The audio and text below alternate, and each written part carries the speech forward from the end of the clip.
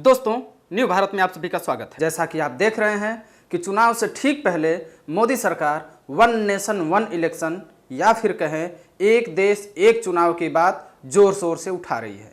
यहाँ तक कि शायद इसके लिए विशेष सत्र भी 18 सितंबर से 22 सितंबर के बीच बुलाया गया है। ध्यान देने वाली बात यह भी है कि एक 8 सदस्यीय उच्च स्तरीय समिति का भी गठन कर दिया गया है, जिसमें अधीर रंजन चौधरी को यदि छोड़ दिया जाए तो बाकी 7 लोग या तो बीजेपी से जुड़े हैं या फिर किसी न किसी रूप में मोदी सरकार के साथ काम कर चुके हैं। हालांकि अधीर रंजन चौधरी इसमें शामिल होने से साफ इनकार कर दिए हैं। उनका कहना यह है कि यह समिति केवल धोखा देने के लिए बनाई गई है। बाकी लोगों से भी हम आपका परिचय करा देते हैं, जिसमें पहले नंबर पर रामनाथ कोविंद आते हैं, जो इस कमेटी के अध्यक्ष भी हैं और ये पूर्व राष्ट्रपति भी रह चुके हैं।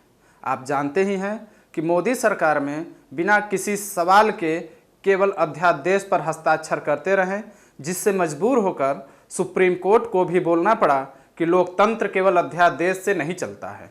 दूसरे नंबर पे हम बात करें अमित शाह की, तो इस कमेटी में सदस्य के रूप में अमित शाह भी हैं, जो वर्तमान में देश के गृह मंत्री भी हैं, जिनको आप लोग बहुत अच्छे तरीके से जानते हैं। इन्हें मोदी सरकार का चाणक्य भी कहा जाता है और माना जाता है कि इन्हीं के हथकंडों की वजह से मोदी सरकार चुनाव जीतती आई है।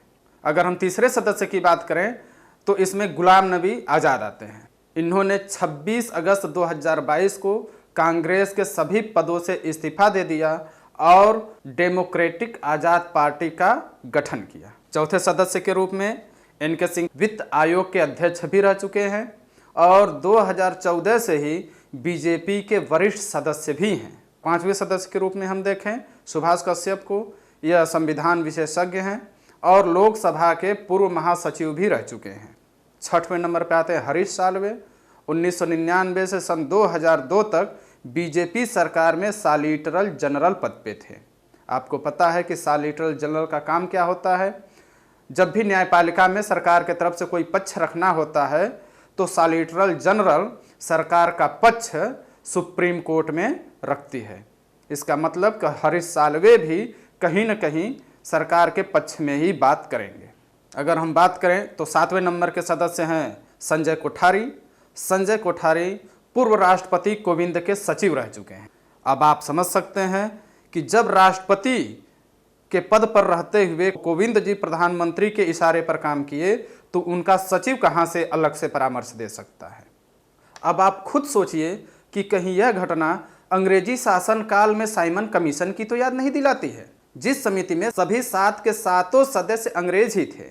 उस समय यह साफ जाहिर था कि यह 7 अंग्रेज जो भी फैसला लेंगे वह अंग्रेजों के ही पक्ष में होगा, न कि भारत के पक्ष में। इसी का विरोध करने के दौरान हमारे देश के महत्वपूर्ण नेता लाला लाजपत राय के ऊपर अंग्रेजों ने लाठीचार्ज किया और फिर उसी चोट के कारण वह देश के लिए शहीद भी हो गए।